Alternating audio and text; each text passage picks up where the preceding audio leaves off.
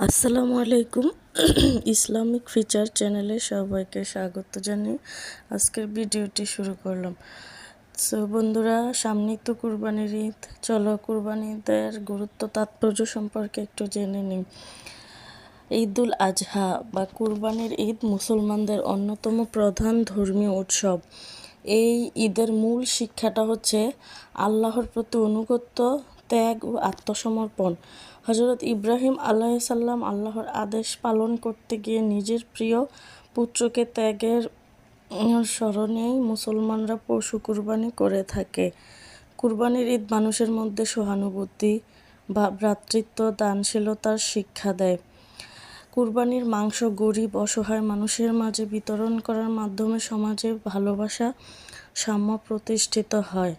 তাই কুরবানির ঈদ শুধু আনন্দের নয়, ত্যাগ, মানবতার এক মহান শিক্ষা।